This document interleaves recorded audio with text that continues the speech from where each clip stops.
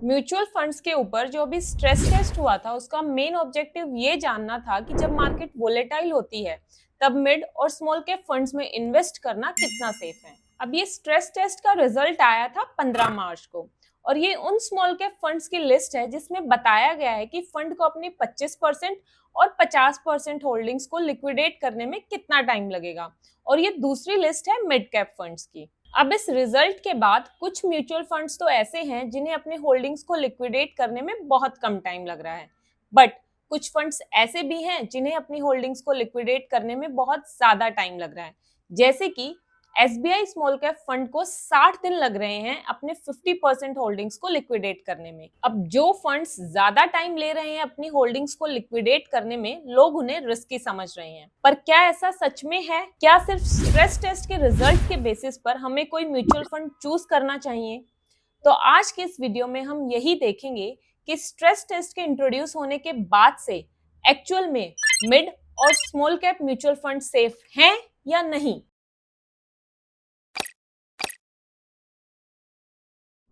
इसके लिए मैं स्ट्रेस टेस्ट से रिलेटेड 3 फैक्टर्स को प्रैक्टिकली एनालाइज करूंगी।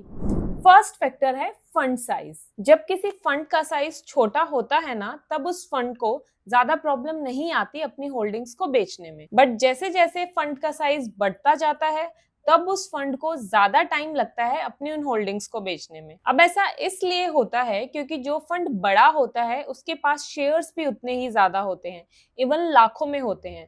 और जब इतने सारे शेयर्स को बेचना होता है तो वो तभी पॉसिबल हो पाता है जब सामने कोई खरीदने वाला भी हो। और जब मार्केट वोलेटाइल होती है जैसे कि अभी चल रही है, तब और ज्यादा प्रॉब्लम आती है क्योंकि उस टाइम पर हर कोई बस अपने शेयर्स को बेचना चाह रहा है, खरीदने वाले तो बहुत ही कम है। इसलिए वो म्यूचुअल फंड्स जिनका AUM बहुत ज्यादा है, उन्हें उतना ही ज्यादा टाइम भी लगता है अपनी होल्डिंग्स को लिक्विडेट करने में। जैसे अब आप ये डेटा देखो, इसमें Nippon India small cap fund का AUM है 46,000 करोड़।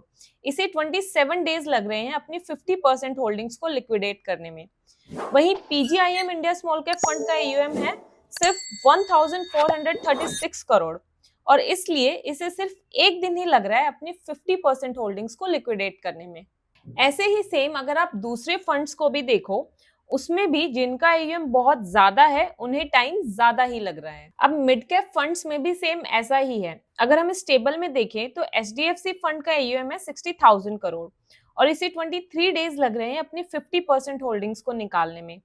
वहीं एक्सिस मिड कैप फंड का AUM है 25,000 करोड़ और इसे सिर्फ 12 डेज ही लग रहे हैं अपनी 50% होल्डिंग्स को निकालने में। तो लॉजिक सेम ही है कि जितना ज्यादा AUM होगा उतना ही ज्यादा टाइम भी लगेगा होल्डिंग्स को लिक्विडेट होने में, और अगर AUM कम है तो कम टाइम लगेगा। जैसे कि ये कुछ फंड्स हैं जिन्हें एक दिन भी नहीं लग रहा अपनी 50% होल्डिंग्स को सेल करने में, क्योंकि इन सभी का AUM बहुत ही कम है। तो AUM एक बहुत बड़ा फैक्टर है ये डिटरमाइन करने के लिए कि एक पर्टिकुलर फंड को अपनी होल्डिंग्स को लिक्विडेट करने में कितना टाइम लगेगा। अगर किसी फंड का साइज बहुत बड़ा है तो obviously it is very normal कि उस फंड को ज्यादा टाइम लगेगा।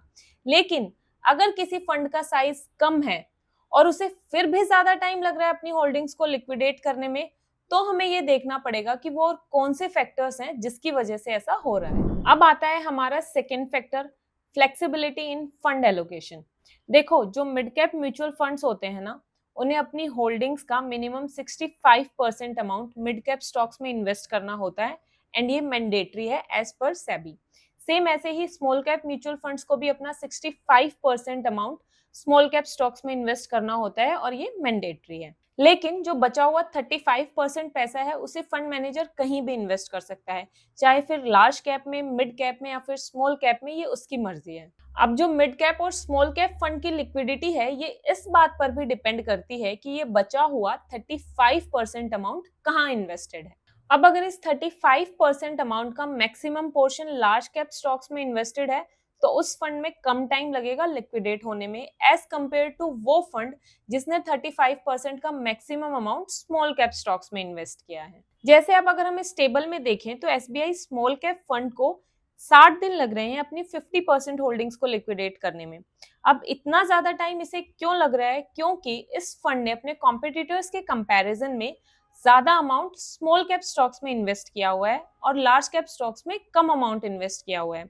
अगर हम देखें तो स्मॉल कैप में 86.36% इन्वेस्ट किया हुआ है और लार्ज कैप में 0% इन्वेस्टमेंट है। अब अगर मैं क्वांट स्मॉल कैप फंड की बात करूं तो उसे बहुत कम टाइम लग रहा है, सिर्फ 22 दिन लग रहे हैं अपनी 50% होल्डिंग्स को लिक्विडेट करने में।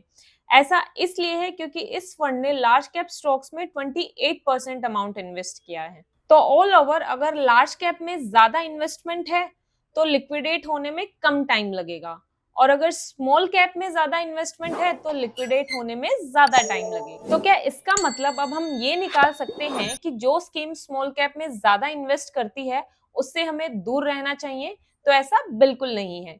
ये चीज मार्केट कंडीशंस पर भी डिपेंड करती है। अगर मार्केट बुलिश है तो स्मॉल कैप फंड्स बहुत ज्यादा अच्छे रिटर्न्स दे सकते हैं, जैसे कि 2023 में दिए हैं। तो मैं बस यही बोलूंगी कि अगर कोई भी फंड ज्यादा टाइम ले रहा है अपनी होल्डिंग्स को लिक्विडेट करने में, तो इसका मतलब ये बिल्कुल भी नहीं है कि वो फंड खराब है। हो सकता है कि उस फंड ने अपना जो मैक्सिमम अमाउंट है वो स्मॉल कैप स्टॉक्स में इन्वेस्ट किया हो। अब आता है हमारा थर्ड फैक्टर, इन्वेस्टर कॉन्सेंट्रेशन। देखो, किसी एक स्मॉल कैप या मिड कैप फंड में अगर इन्वेस्टर्स के एक छोटे से ग्रुप ने उस फंड के एक बहुत बड़े हिस्से को एक्वायर कर रखा है तो ये थोड़ी चिंता की बात तो है, क्योंकि वो जो छोटा सा ग्रुप है अगर उन्होंने अपने इस हिस्से को बेचने का डिसीजन लिया तो उस फंड को अपना एक बहुत बड़ा पोर्शन सेल करना पड़ेगा। जैसे आप ये टेबल देखो, इसमें जो ITI स्मॉल कैप फंड है उसके जो टॉप 10 इन्वेस्टर्स हैं उन्होंने पूरे फंड की होल्डिंग का 22% शेयर एक्वायर कर रखा है। फिर सेम ऐसे ही मिड कैप फंड में भी अगर आप देखो तो मोतीलाल ओसवाल के जो टॉप 10 इन्वेस्टर्स हैं उन्होंने पूरे फंड का 23% शेयर एक्वायर किया हुआ है। अब अगर इन दोनों फंड्स में से ये टॉप 10 इन्वेस्टर्स अपनी इन होल्डिंग्स को सेल करने का डिसीजन लेते हैं तो इन फंड्स को अपना एक लार्ज पार्ट सेल करना पड़ेगा, और ऐसा करने में इन फंड्स को टाइम भी ज्यादा लगेगा। अब इन दोनों ही टेबल्स में जितने भी फंड्स हैं उनमें एक चीज कॉमन है, वो है कि इन सब का AUM काफी कम है। तो इसका मतलब ये है कि जो छोटे फंड्स हैं उनमें हायर इन्वेस्टर कॉन्सेंट्रेशन है क्योंकि इनका इन्वेस्टर बेस छोटा है। बट जो बड़े फंड्स हैं उनमें ऐसा नहीं है क्योंकि उनमें नंबर ऑफ इन्वेस्टर्स ज्यादा हैं, और इस वजह से इनमें लिक्विडिटी का रिस्क भी कम है क्योंकि एक ही समय पर एक ही साथ इतने सारे लोग अपना पैसा निकालें इसके चांसेस बहुत कम हैं। जैसे जो SBI स्मॉल कैप फंड है वो अपनी 50% होल्डिंग्स को लिक्विडेट करने में 60 दिन लेता है, बट अगर हम इस फंड के टॉप 10 इन्वेस्टर्स देखें तो वो इस पूरे फंड का सिर्फ 0.6% शेयर ही एक्वायर करते हैं। तो अगर इस फंड के टॉप 10 या इवन टॉप 100 इन्वेस्टर्स एक साथ एग्जिट भी करेंगे तो भी इस फंड को ज्यादा प्रॉब्लम नहीं आएगी क्योंकि इन टॉप 10 इन्वेस्टर्स का हिस्सा टोटल होल्डिंग में बहुत कम है। तो किसी भी फंड की लिक्विडिटी जानने के लिए हमें ये भी देखना होगा कि उस फंड के टॉप इन्वेस्टर्स कितना परसेंट शेयर ओन करते हैं। अब आते हैं हमारे इस वीडियो के कंक्लूजन पर। देखो, म्यूचुअल फंड्स को अब ये स्ट्रेस टेस्ट हर महीने करना होगा और ये एक बहुत ही अच्छा स्टेप है लोगों को लिक्विडिटी रिस्क के बारे में अवेयर कराने के लिए। लेकिन आप सिर्फ इस स्ट्रेस टेस्ट के बेसिस पर ये डिसाइड नहीं कर सकते कि आपको कौन सी स्कीम में इन्वेस्ट करना चाहिए, क्योंकि पहला, अगर हम हिस्ट्री उठाकर देखें तो जब भी मार्केट डाउन गई है लोग नई इन्वेस्टमेंट करने से बचते हैं। बट इसका मतलब ये बिल्कुल नहीं है कि लोग तुरंत ही अपनी पूरी होल्डिंग्स को सेल ही कर देते हैं। वो वेट करते हैं चीजें नॉर्मल होने का और मार्केट के ऊपर जाने का, क्योंकि लोग अपने शेयर्स को लॉस में बेचना नहीं चाहते। दूसरा, जो लिक्विडिटी इश्यूज हैं वो डेट फंड्स में ज्यादा आते हैं, कंपैरेटिवली इक्विटी में नहीं आते। आप खुद सोचो ऐसा कब हुआ है कि एक ही टाइम पर किसी फंड को अपनी 50% होल्डिंग्स बेचनी पड़ी हो। तीसरा, अगर वर्स्ट केस सिनेरियो में किसी एक पर्टिकुलर फंड में कल को लिक्विडिटी इश्यूज आ भी गए तो भी वो फंड एक रीजनेबल टाइम में आपकी होल्डिंग्स को रिडीम कर सकता है। और ऐसे सिचुएशंस को हैंडल करने के लिए फंड्स को एक और फैसिलिटी भी मिलती है कि वो अपने होल्डिंग्स के 20% अमाउंट तक का लोन भी ले सकता है। वीडियो के एंड में मैं बस आप सबको यही सजेस्ट करूंगी कि आपको इस स्ट्रेस टेस्ट से डरने की जरूरत नहीं है, बल्कि आपको स्ट्रेस टेस्ट से रिलेटेड इन सभी फैक्टर्स को अच्छे से एनालाइज करना सीखना है, जैसा कि मैंने इस वीडियो में आपको बताया है, ताकि आप एक अच्छा और बेहतर इन्वेस्टमेंट डिसीजन ले सकें। Thank you so much for watching. मिलते हैं अगली वीडियो में।